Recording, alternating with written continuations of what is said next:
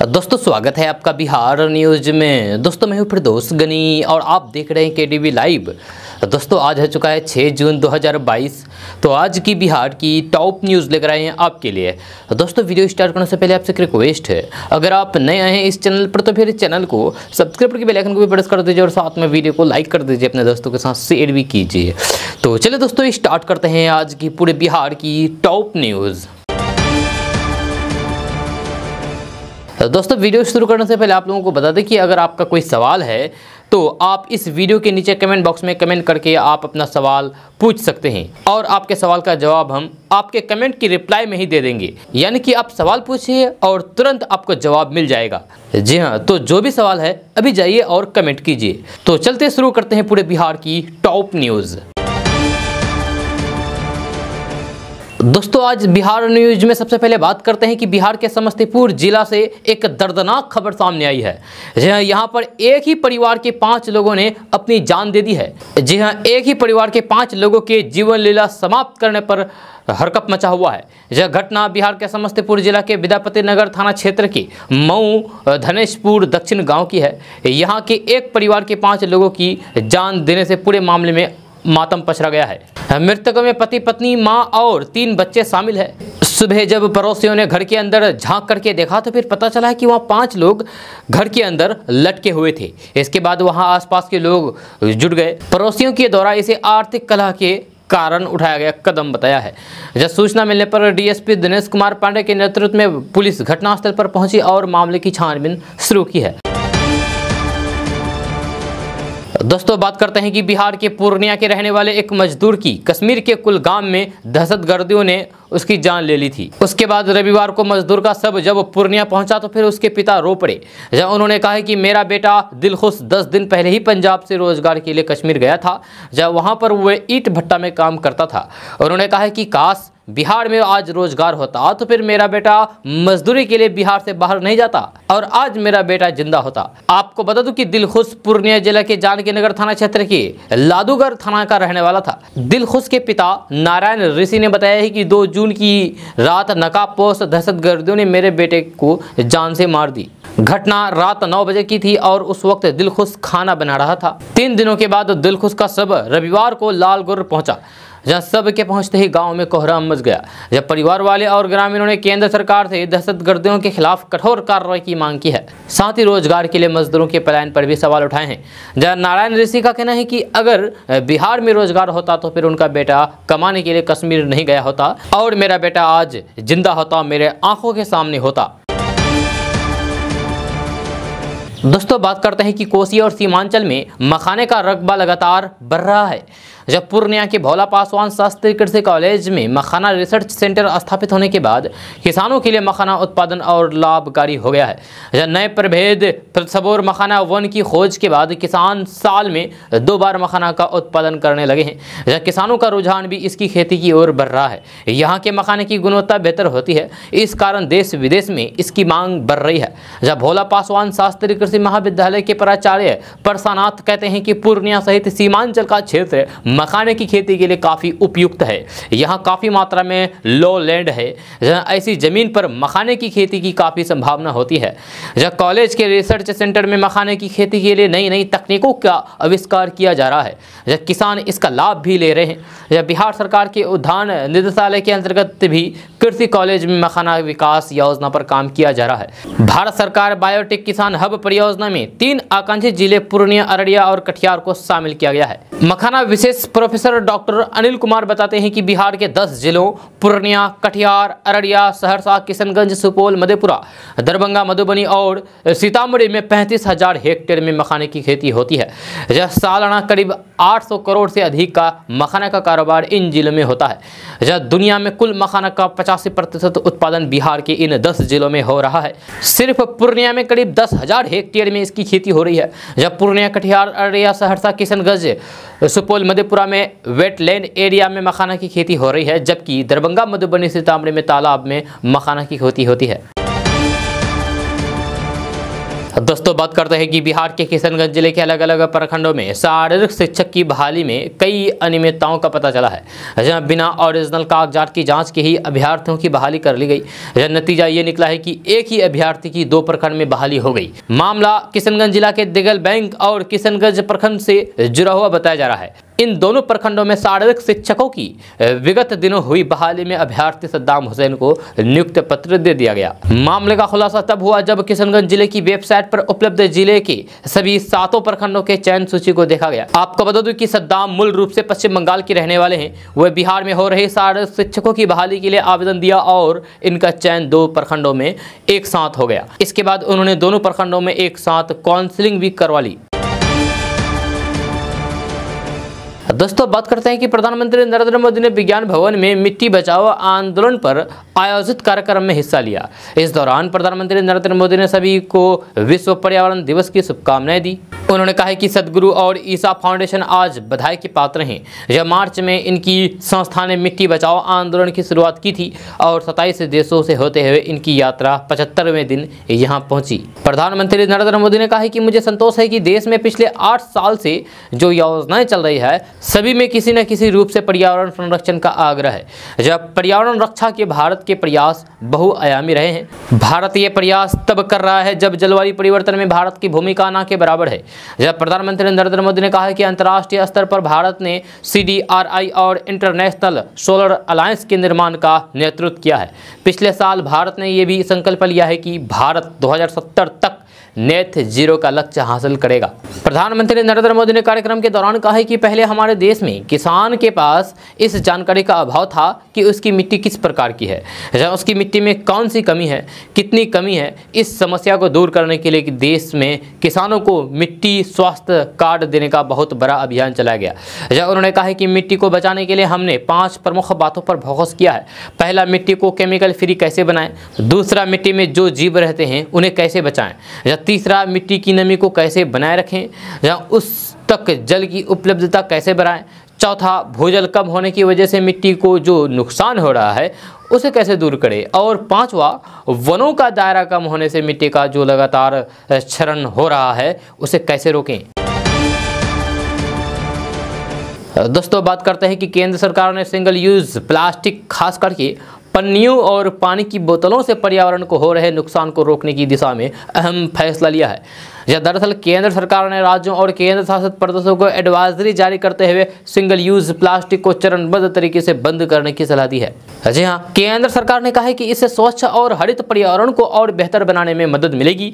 सरकार का कहना है कि केंद्रीय प्रदूषण नियंत्रण बोर्ड यानी कि CPCB और पर्यावरण मंत्रालय के निर्देश के मुताबिक देश के 4704 में से 2591 शहरी स्थानीय निकायों ने सिंगल यूज प्लास्टिक को पहले से प्रतिबंधित यानी कि बैन कर रखा है।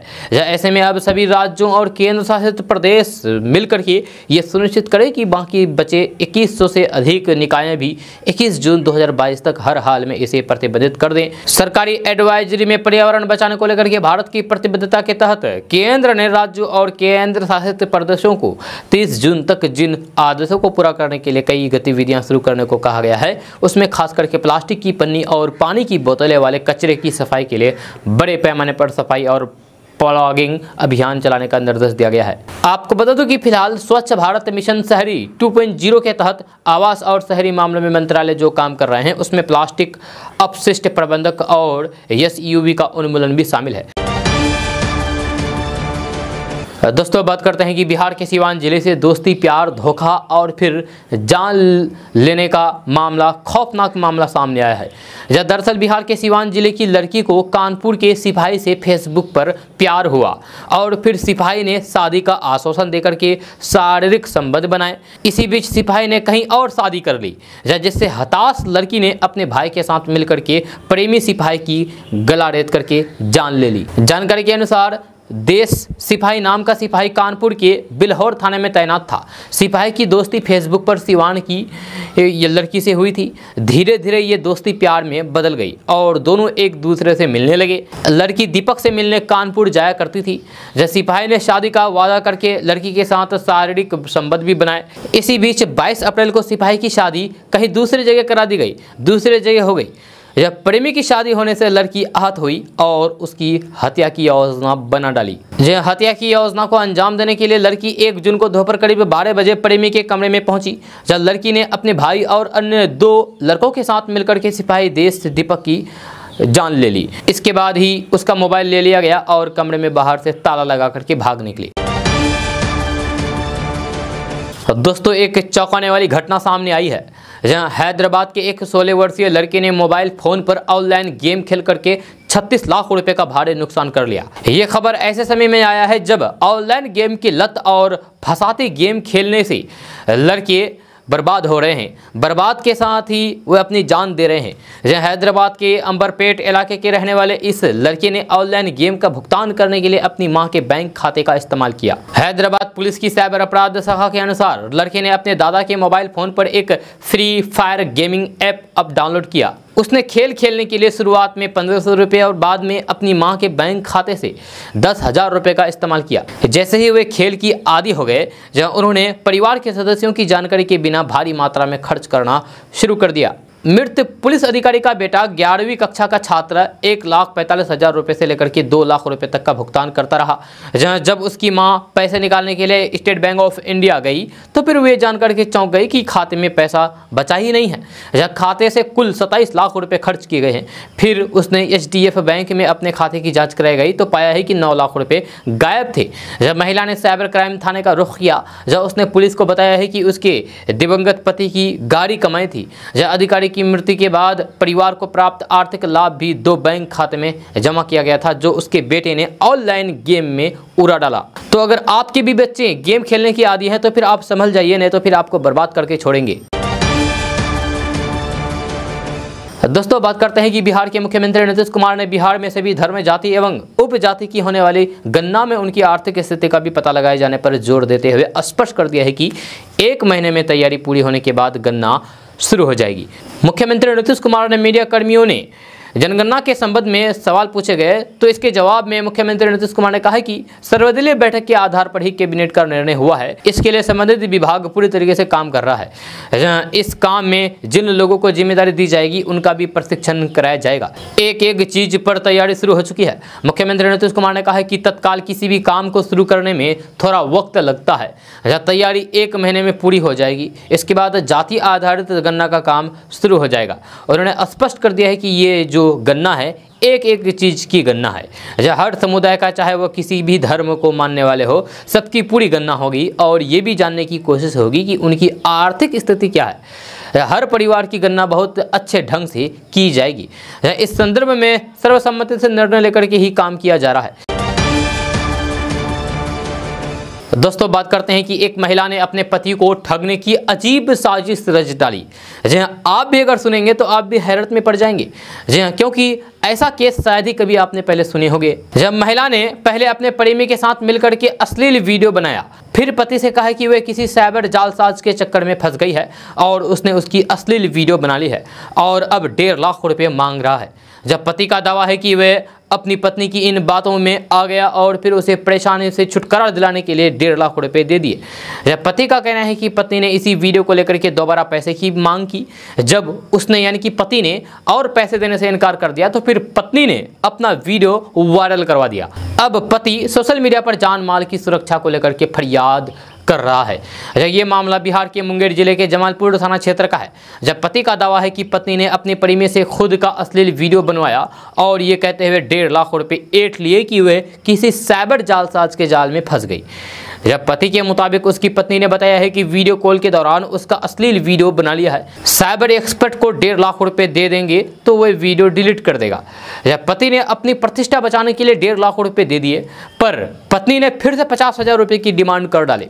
तब पति ने ये रुपए देने से मना कर दिया। इसके बाद पत्नी ने पति को धमकाया कि ये वीडियो तो मैंने अपने प्रेमी से बनवाया है। साथ ही पत्नी ने कहा कि वह साइबर जालसाज नहीं बल्कि मेरा प्रेमी है और पैसे दो वरना अपना वीडियो मैं सोशल मीडिया पर वायरल कर दूंगी।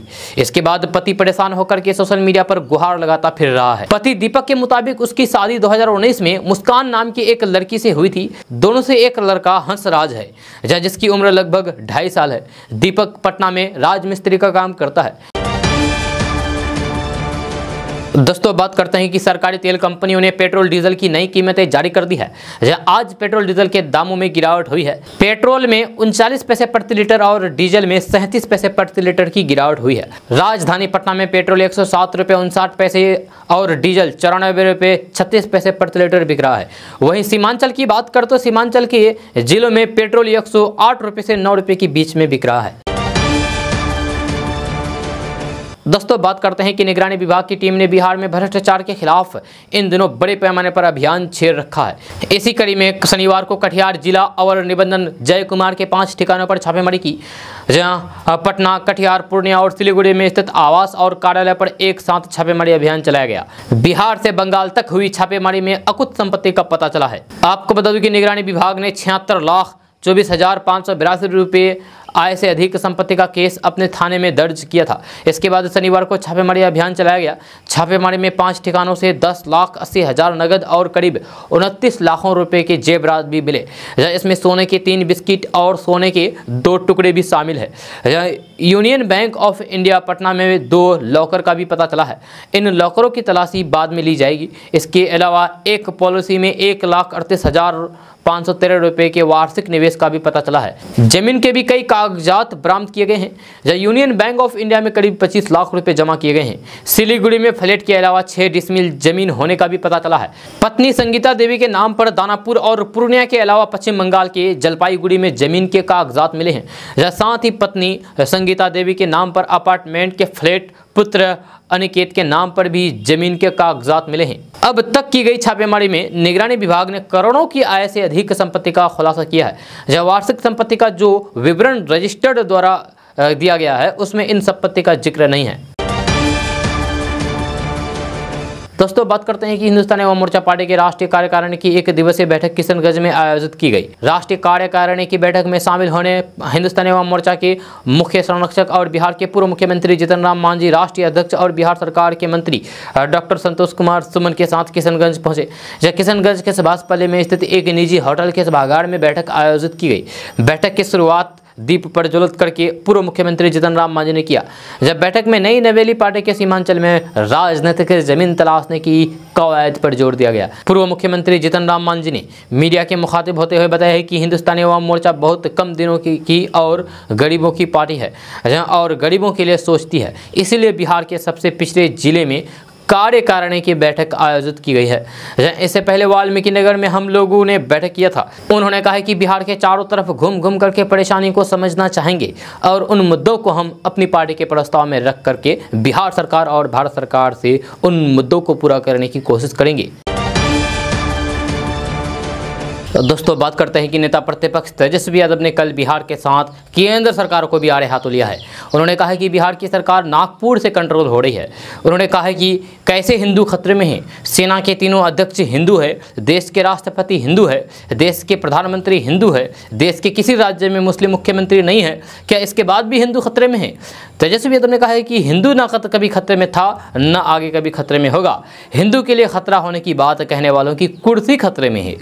तेजस्वी यादव संपूर्ण क्रांति दिवस पर पटना के ज्ञान भवन में महागठबंधन के प्रतिनिधि सम्मेलन को संबोधित करते हुए ये बातें बोल रहे थे। तेजस्वी यादव ने कहा कि भाजपा के नेता विधानसभा के अंदर चिल्लाते हैं कि मुसलमानों से उनका वोट का बहिष्कार ले लो, तब मुख्यमंत्री चुप क्यों रहते हैं? इसका जवाब दे। उन्होंने कहा है कि हम इसका जवाब चाहते हैं। तेजस्वी यादव ने कहा है कि हमने उस वक्त कहा था कि किसी माय के लाल में दम नहीं है कि वोटिंग राइट छीन ले। ये केवल मुसलमान की बात नहीं है, ये दलित पिछड़े सबकी बात है। तेजस्वी यादव ने कहा है कि सरकार नहीं झुकेगी, झुकाने वाला चाहिए। महत्वाकांक्षा रखना ठीक बात है, लेकिन अति महत्वाकांक्षी होना बुरी बात है। सत्ता के लालच में कोई सांप्रदायिक शक्तियों के आगे घुटने टेके, उस पर हम क्या कहें? जनता खुद समझ रही है। तेजस्वी यादव ने नीतीश सरकार पर भी हमला किया है। उन्होंने कहा है कि हिम्मत हो तो अपने वादे पर काम करिए, केंद्र सरकार से मांगिए 19 लाख रोजगार, विशेष राज्य का दर्जा इत्यादि के लिए तो बात करिए। दोस्तों बात करते हैं कि बिहार के जमुई जिला के चकाई थाना क्षेत्र के रामचंद्रदीह पंचायत के अंतर्गत पाठजोरी गांव में एक ब्लैक कोबरा 2 दिनों से इलाके में चर्चा का विषय बना हुआ है। दरअसल पाठजोरी गांव निवासी शंभू राय की पुत्री की शादी आज 6 जून को होनी थी। यह शादी को लेकर के घर में तैयारियां जोरों पर थी। गुरुवार की सुबह 9 बजे के करीब शंभू राय की पत्नी कुसुम देवी उर्फ गमनी देवी घर के एक कमरे में खाना बनाने के लिए चावल निकालने के लिए गई। जहाँ उसी दौरान एक विशाल काय ब्लैक कोबरा ने उसे डस लिया। जब परिवार वाले ने महिला का इलाज कराने के बजाय उसे गांव के ही एक मंदिर में ले जाकर के रख दिया और उसके ठीक होने का इंतजार करने लगे। लोगों की मान्यता है कि कोई भी विषैला सांप काट लेता है तो फिर मरीज को वहां ले जाकर के रखने पर वह ठीक हो जाता है। जब सुबह से लेकर के रात 8 बजे तक महिला को मंदिर परिसर में ही रखा गया, लेकिन ठीक होने के बजाय उसकी स्थिति बिगड़ती गई। आखिरकार रात 9 बजे के करीब महिला ने दम तोड़ दिया। जब महिला की मौत से घर में मातम पसर गया। मृतक का एक बेटा और 2 बेटी है। जब एक लड़की की शादी 6 जून को होने वाली थी, यानी कि आज होने वाली थी। उसकी तैयारी को लेकर के घर में चहल पहल और खुशी का माहौल था, लेकिन मौत से मातम पसर गया। जब ग्रामीणों का कहना है कि जब भी कभी भी लोगों को विषैला सांप काट लेता था तो वहां ला करके ठीक हो जाता था, लेकिन यह महिला ठीक नहीं हुई। इस घटना की चर्चा पूरे इलाके में होती रही है।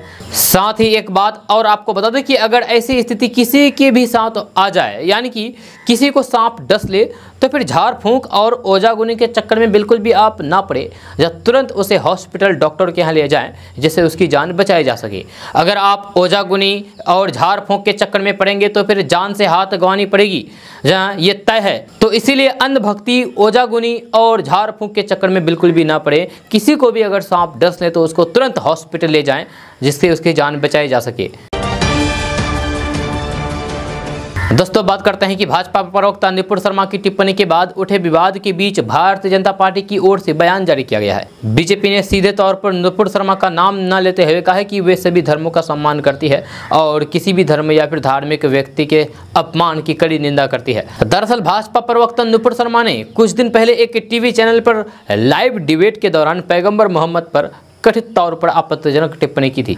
इसके बाद से कई मुस्लिम संगठन उनके खिलाफ कार्रवाई की मांग कर रहे हैं। भाजपा का ये बयान तब सामने आया है जब नुपुर शर्मा के बयान के बाद कानपुर में हिंसा हुई है। दोस्तों, बात करते हैं कि बिहार में इन दिनों युवा वर्ग को चाय का धंधा खूब फायदा लग रहा है। यही कारण है कि कई पढ़े लिखे लोग चाय की दुकान खोल करके अच्छा व्यवसाय कर रहे हैं और जागरूकता भी फैला रहे हैं। जब पटना में अभी ग्रेजुएट चाय वाली छात्रा की चर्चा हो ही रही कि बिहार के गोपालगंज में कमांडो चाय अड्डा की चर्चा तेज हो गई है। जब वैसे ये चाय वाले कोई आम इंसान नहीं है, बल्कि ये सीमा सुरक्षा बल यानी कि BSF के जवान है। वैसे ये चाय वाले कोई आम इंसान नहीं है, बल्कि ये सीमा सुरक्षा बल यानी कि BSF के जवान है, जो NSG कमांडो भी है। जहाँ ये NSG कमांडो आज भी नौकरी में है, लेकिन इन दिनों ये छुट्टी पर घर आए हुए हैं। मोतिहारी के रामगढ़वा थाना क्षेत्र के रहने वाले मोहित पांडे गोपालगंज में कलेक्ट्रेट गेट के पास पिछले 10 दिनों से मसालेदार कड़क चाय की दुकान चला रहे हैं, जहां पर बड़ी संख्या में लोग कड़क चाय की चुस्की लेने के लिए पहुंच रहे हैं। मोहित कहते हैं कि उनका एकमात्र उद्देश्य ऐसे लोगों को जागरूक करना है जो पढ़ लिख कर भी सरकारी नौकरी नहीं मिलने के कारण बेरोजगार बैठे हुए हैं और प्रतिष्ठा में कोई काम नहीं कर रहे हैं। उन्होंने बताया है कि किसी भी काम में संकोच नहीं रखना चाहिए, जब काम कोई भी छोटा या फिर बड़ा नहीं होता है। उन्होंने कहा कि ऐसे ही लोगों की सोच बदलने के लिए वे ठेले पर चाय की दुकान लगा रहे हैं। उन्होंने अपने ठेले पर भी बाकायदा कमांडो चाय अड्डा लिखवा रखा है। कमांडो की चाय की दुकान देखते ही लोग वहां पहुंच रहे हैं और कड़क चाय का आनंद ले रहे हैं। मोहित का मानना है कि कोई भी काम छोटा बड़ा नहीं होता है। अगर किसी भी काम को मन और लगन से किया जाए तो फिर छोटी शुरुआत से बड़ा मुकाम हासिल हो सकता है। भविष्य की तैयारी करने से पहले वर्तमान में करनी पड़ती है। दोस्तों, बात करते हैं कि आधार कार्ड हर भारतीय नागरिक के लिए एक बेहद महत्वपूर्ण सरकारी दस्तावेज है। यह unique identification authority of India यानी कि UIDAI इसे जारी करती है। इसी आधार कार्ड को लेकर के UIDAI ने एक बड़ी चेतावनी जारी की है। UIDAI ने कहा है कि सभी 12 डिजिट नंबर को आधार ना माना जाए। UIDAI ने ये अलर्ट आधार को लेकर के मिल रही फ्रॉड की शिकायतों के बाद जारी किया है। UIDAI की ये चेतावनी काफ़ी गंभीर है, जिसे नज़रअंदाज करना खतरनाक हो सकता है। अगर आप भी आधार से जुड़े फ्रॉड से बचना चाहते हैं तो फिर इसको जरूर आप ध्यान से सुने। जी हाँ, UIDAI को हाल ही में आधार को लेकर के धोखाधड़ी की बहुत सारी शिकायतें मिलने लगी है। इसके बाद प्राधिकरण की ओर से ट्विटर के जरिए इस चेतावनी को जारी की गई है। जारी किए गए ट्वीट में लिखा गया है कि सभी 12 डिजिट नंबर आधार नहीं है, इसलिए सुझाव है कि आधार को पहचान पत्र के रूप में स्वीकार करने से पहले इसे अच्छे से वेरीफाई करें। अगर आप भी किसी का आधार कार्ड उसके ID वेरिफिकेशन के लिए ले रहे हैं तो फिर उस आधार आधार कार्ड को वेरीफाई करना ना भूलें। जरा सी नज़रअंदाजी आपको भारी नुकसान पहुंचा सकती है, इसलिए वेरिफिकेशन के बाद ही किसी आधार कार्ड को स्वीकार करें। UIDAI के ट्वीट में वेरीफाई करने का तरीका भी बताया गया है। दोस्तों बात करते हैं कि मानसून बंगाल की खाड़ी के रास्ते पूर्वोत्तर भारत में प्रवेश कर चुका है। जब मौसम विभाग के मुताबिक दक्षिण पश्चिमी मानसून उत्तर पश्चिमी बंगाल की खाड़ी के कुछ हिस्से, बंगाल की खाड़ी के उत्तर पूर्व और मध्य के कुछ हिस्सों में आगे बढ़ा है। मौसम विभाग ने यह भी बताया है कि मानसून मिजोरम, मणिपुर और नागालैंड के अधिकतर हिस्सों में पहुंच चुका है। जब मौसम विभाग के मुताबिक दक्षिणी पश्चिमी मानसून पश्चिम बंगाल से बिहार, झारखंड की तरफ बढ़ रहा है। फिलहाल बंगाल के उत्तर पश्चिम की खाड़ी में मानसून पहुंच चुका है। बिहार में मानसून का प्रवेश उत्तर पूर्व के राज्यों के रास्ते से होता है। जब मिजोरम, मणिपुर और नागालैंड के अधिकांश हिस्सों में मानसून पहुंच गया है, बिहार में मानसून का प्रवेश पूर्णिया जिले के रास्ते होने की उम्मीद है। भारतीय मौसम विज्ञान केंद्र की ओर से जारी ताजा मानसून मानचित्र पर बताया गया है कि मानसून बिल्कुल भी बिहार की सीमा पर आ गया है। जब पश्चिम बंगाल और सिक्किम के कुछ हिस्सों में मानसून तय समय से 6 दिन पहले ही आ गया है। अगर मानसून की यही गति बनी रही तो फिर बिहार में इसका प्रवेश 10 जून से पहले भी हो सकता है। जहां हालांकि मौसम विभाग केंद्र के मुताबिक मानसून का बिहार में प्रवेश 13 से 15 जून के बीच होने की उम्मीद है। दोस्तों बात करते हैं कि मीठा, सुगंधित और रसीला जर्दालू आम पूर्व बिहार की आर्थिक मजबूत आधार बन सकता है। इसे जियो टैगिंग मिल चुका है, अब इसकी तेजी से ब्रांडिंग हो रही है। हर साल की तरह इस बार भी राष्ट्रपति को आम की 2000 पेटी सौगात भेजी गई है। प्रधानमंत्री सहित अन्य माननीयों को भी इसे भेजा गया है। अब इसे मजबूत आर्थिक आधार का जरिया बनाने के लिए यहाँ प्रसंस्करण उद्योग लगाने के साथ ही बड़ी मात्रा में इसके निर्यात की तैयारी चल रही है। प्रसंस्करण उद्योग लगाने के लिए कई आम उत्पादक किसान आगे आ रहे हैं। इसे निवेश भेजने के लिए कई निर्यातक भागलपुर आ चुके हैं। जहां लखनऊ के लैब से जर्दालू आम को क्वालिटी सर्टिफिकेट मिल चुका है। दोस्तों बात करते हैं कि बीजेपी नेता और राज्यसभा सांसद गोपाल नारायण सिंह ने मुख्यमंत्री नीतीश कुमार पर बड़ा जुबानी हमला बोला है। यह शराबबंदी को फेल बताते हुए उन्होंने कहा कि ये पूरी तरीके से कागजतों में ही सिमट कर रह गया है। बीजेपी नेता ने कहा कि बिहार सरकार ने शराबबंदी को लेकर के समाज सुधार अभियान चलाया, साथ ही पुलिस प्रशासन शराबबंदी को सफल बनाने में लगाया दिया, लेकिन ये धरातल पर ही नहीं दिखता है। सरकार की आलोचना करते हुए गोपाल नारायण सिंह ने कहा कि बिहार में शराबबंदी होने से रोजगार समाप्त हो गया है, रेवेन्यू की कमी हो गई है और लोग बेरोजगार हो गए हैं। युवा दर दर भटकने को मजबूर है। बिहार में कई विभागों में तमाम तरह की नौकरियों के लिए वैकेंसी खाली है, लेकिन रेवेन्यू की कमी से हम लोगों को रोजगार नहीं दे पा रहे हैं। उन्होंने बताया कि शिक्षा विभाग और पुलिस विभाग में कई युवाओं को रोजगार दिया जा सकता है। जब सरकार के पास बैलेंस नहीं है, सरकार को बैलेंस में काम करना चाहिए। जब कहीं चोट तो कहीं सहयोग करो भावना रखनी चाहिए। दोस्तों बात करते हैं कि बिहार के दबंग नेताओं में शुमार रहे पूर्व सांसद पप्पू यादव अब अपनी राजनीति की चाल बदलने के लिए बेचैन हैं। इसका संकेत उन्होंने शनिवार को पटना में पार्टी की एक बैठक के दौरान साफ तौर पर दे दिया है, जहां वे पहले भी ऐसी बातें करते रहे हैं। दरअसल जन अधिकार पार्टी की राज्य कार्यकारिणी की 1 दिवसीय बैठक शनिवार को पटना में संपन्न हुई। इस दौरान जन अधिकार पार्टी की समान विचारधारा वाली पार्टियों के साथ गठबंधन और विलय दोनों मुद्दों पर गंभीरता से चर्चा हुई। जहाँ इसके साथ ही जन अधिकार पार्टी के राष्ट्रीय अध्यक्ष पप्पू यादव ने कार्यकारिणी की बैठक को संबोधित करते हुए पार्टी नेताओं और कार्यकर्ताओं को लोकसभा चुनाव की तैयारियों में जुटने का आह्वान किया है। उन्होंने कहा कि देश के हालात अच्छे नहीं हैं, चारों तरफ अराजकता का बोलबाला है। बिहार में पक्ष और विपक्ष दोनों मिलकर के जाति और धर्म की राजनीति कर रहे हैं। आज के समय में जन अधिकार पार्टी ही जनता के सवालों को लेकर के सड़कों पर आवाज उठा रही है। निरंकुश सत्ता से लड़ने के लिए पार्टी को गांव-गांव तक मजबूत करना होगा। पप्पू यादव की कांग्रेस से करीबी जग जाहिर है। उनकी पत्नी कांग्रेस से जुड़ी है और सांसद है। पप्पू यादव चाहते हैं कि कांग्रेस और नीतीश कुमार एक साथ आ जाए। हालांकि मौजूदा हालात में ऐसे समीकरण की संभावना दिखती नहीं है। पप्पू यादव आरजेडी और भाजपा के पुरजोर विरोधी है, दोनों का पुरजोर तरीके से विरोध कर रहे हैं। दोस्तों बात करते हैं कि बिहार में जल स्रोतों की कमी नहीं है, लेकिन अब यहाँ पर भी पानी का संकट गहराने लगा है। इसका मुख्य कारण बिहार में सिमट्टा वेटलैंड का क्षेत्र है। जहाँ वेटलैंड को धरती का फेफड़ा कहा जाता है। वेटलैंड के माध्यम से ही भूगर्भ तक पानी पहुँचता है, जिसका इस्तेमाल लोग पेयजल के रूप में करते हैं। वेटलैंड पर बढ़ता अतिक्रमण और बारिश में कमी ने इसे संकट में डाल दिया है। वेटलैंड को संरक्षण देने एवं प्रबंधन के लिए सरकार की ओर से 2017 में कानून भी बनाया गया है, जिसे सख्ती से लागू करने की जरूरत है। जब बिहार राज्य प्रदूषण नियंत्रण परिषद के अध्यक्ष डॉक्टर अशोक कुमार घोष का कहना है कि वेटलैंड को बचाना सरकार और समाज दोनों के लिए जरूरी है। वेटलैंड कार्बन अवशोषण का सबसे बड़ा माध्यम है। जब वाहन, फैक्ट्रियां एवं अलग अलग माध्यमों से कार्बन का उत्सर्जन तेजी से बढ़ रहा है, इससे ग्लोबल वार्मिंग की समस्या दिनों दिन गंभीर होती जा रही है। ऐसे में वेटलैंड का महत्व काफी बढ़ गया है। वेटलैंड ही ऐसा माध्यम है जो कार्बन का अवशोषण करके मानव जाति को शुद्ध वातावरण मुहैया कराता है। इसके अलावा वेटलैंड से जमा पानी धीरे धीरे रिसाव करके भूगर्भ तक पहुँचता है, जिसका उपयोग पीने के लिए लोग करते हैं। वेटलैंड जीविका का भी एक बड़ा माध्यम है। मछली पालन और मखाना का उत्पादन करके काफी संख्या में लोग वेटलैंड से जीविका चला रहे हैं। बिहार में अधिकांश वेटलैंड उत्तर बिहार में है, खास करके गंगा के तटवर्ती जिलों में काफी संख्या में वेटलैंड है। इसमें सारण, सिवान, वैशाली, समस्तीपुर, मुजफ्फरपुर, पूर्वी एवं पश्चिमी चंपारण, खगड़िया, नालंदा, कटिहार में सबसे ज्यादा वेटलैंड की पहचान की गई है। दोस्तों, बात करते हैं कि अब बिहार में सिर्फ सामान ही नहीं बिकेगा, यहाँ उत्पाद भी तैयार होगा। नई टेक्सटाइल और लेदर पॉलिसी आने के कारण इस क्षेत्र के लोगों को सरकार हर संभव मदद करेगी। यहाँ से दूसरे राज्यों में जाकर के काम कर रहे कामगारों को यहाँ आकर के काम धंधा शुरू करने में मदद मिलेगी। ये बातें हम नहीं बल्कि एक होटल में बिहार के उद्योग मंत्री सैयद शाहनवाज हुसैन ने संवाददाता सम्मेलन करके कही है। उन्होंने कहा है कि टेक्सटाइल और लेदर पॉलिसी आने के कारण उद्योग लगाने वालों को हर तरह से मदद मिलेगी। उद्योग को बढ़ावा देने के लिए 8 जून को टेक्सटाइल भवन पटना में इन्वेस्ट बिहार की तरह नई टेक्सटाइल और लेदर नीति की घोषणा की जाएगी। जो व्यापारी दूसरे राज्य चले गए थे उन्हें बिहार में उद्योग लगाने का अवसर दिया जाएगा। उन्हें बिहार लौटने के लिए कहा जा रहा है। उद्योग मंत्री सैयद शाहनवाज हुसैन ने कहा है कि 70 सालों की अपेक्षा 8 सालों में गरीबी रेखा 22% से घट करके 10% रह गई है। यह साक्षरता दर में भी वृद्धि हुई है। यह देश में प्रति व्यक्ति आय में इजाफा हुआ है। हर क्षेत्र में तरक्की दिख रही है।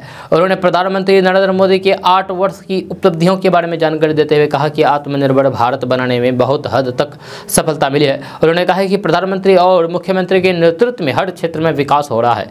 उद्योग को बढ़ावा दिया जा रहा है।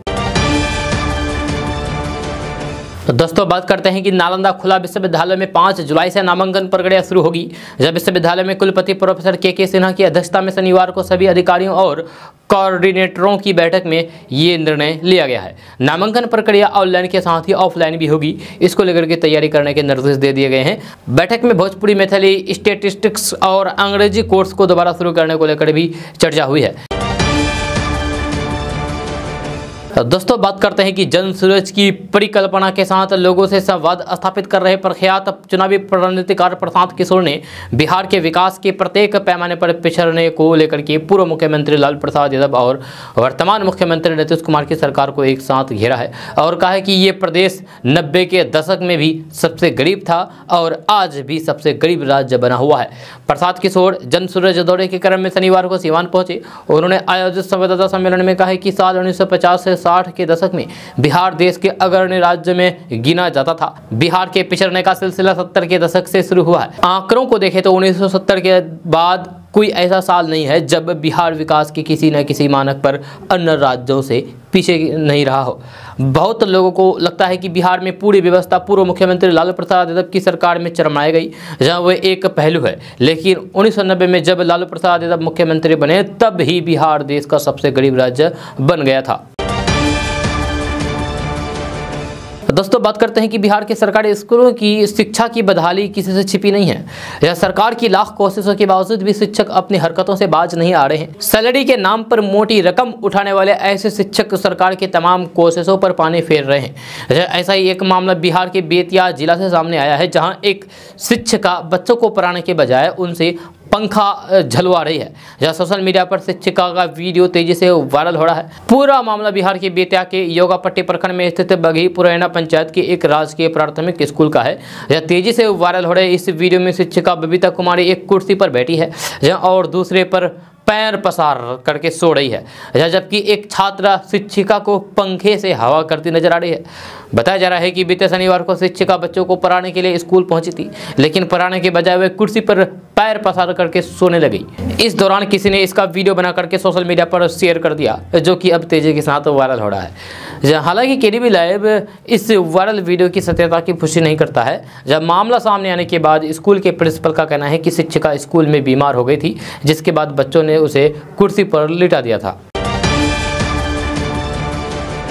दोस्तों, बात करते हैं कि पीएम नरेंद्र मोदी की महत्वाकांक्षी योजनाओं में से प्रधानमंत्री आवास योजना फिलहाल अपने लक्ष्य से कई कदम दूर नजर आ रही है। इसी साल वित्त मंत्री निर्मला सीतारमण ने घोषणा की थी कि सरकार प्रधानमंत्री आवास योजना के तहत किफायती आवास के लिए शहरी और ग्रामीण क्षेत्रों के लिए 48,000 करोड़ रुपए आवंटित करेगी। लेकिन केंद्र सरकार ने बजट के कुछ दिन बाद ही ग्रामीण योजना के तहत मकानों के निर्माण की समय सीमा 2 साल और बढ़ा दी, क्योंकि यह योजना अपने लक्ष्य से काफी पीछे थी। उपलब्ध आंकड़ों के विश्लेषण से पता चलता है कि सरकार को पीएम आवास योजना के लिए भी ऐसा करना पड़ सकता है, क्योंकि 17 मई तक केवल 48% मकान बनकर के तैयार हो पाए हैं। जहां सरकार का लक्ष्य 31 मार्च 2022 तक 1,21,00,000 मकान बनाने का था। हालांकि जून 2015 में योजना की घोषणा के बाद से केवल 59 लाख मकानों का निर्माण ही संभव हो पाया है। दोस्तों, बात करते हैं कि पैन कार्ड को आधार से लिंक किए बिना उसे एक्टिव रखने की डेडलाइन को 31 मार्च 2023 तक बढ़ा दिया गया है। लेकिन 1 अप्रैल 2022 से अपने पैन को आधार से लिंक कराने पर आपको पैसे देने पड़ते हैं। केंद्रीय प्रत्यक्ष कर बोर्ड ने यानी कि CBDT ने 29 मार्च 2022 की तारीख वाले नोटिफिकेशन के जरिए ये ऐलान कर दिया है। जब पैन कार्ड को आधार नंबर से लिंक करने की डेडलाइन को 31 मार्च 2022 से आगे बढ़ा करके 31 मार्च 2023 कर दिया है। अगर आप 30 जून 2022 या फिर उससे पहले अपने पैन को आधार से लिंक करते हैं तो फिर आपको 500 रुपये का जुर्माना देना पड़ेगा। वहीं अगर आप 1 जुलाई 2022 या फिर उसके बाद आधार या फिर पैन कार्ड को लिंक करते हैं तो फिर आपको 1000 रुपये की जुर्माना देना पड़ेगा।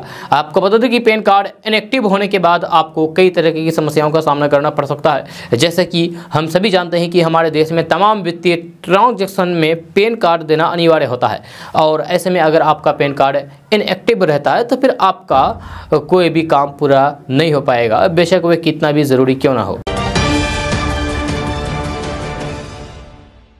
दोस्तों, आज का न्यूज़ बस यहाँ तक। कैसा लगा जरूर अपना सुझाव दीजिएगा नीचे कमेंट बॉक्स में कमेंट करके। अगर आप नए आए हैं इस चैनल पर तो फिर चैनल को सब्सक्राइब करके बेल आइकन को भी प्रेस कर दीजिए और साथ में वीडियो को लाइक कर दीजिए, अपने दोस्तों के साथ शेयर भी कीजिए।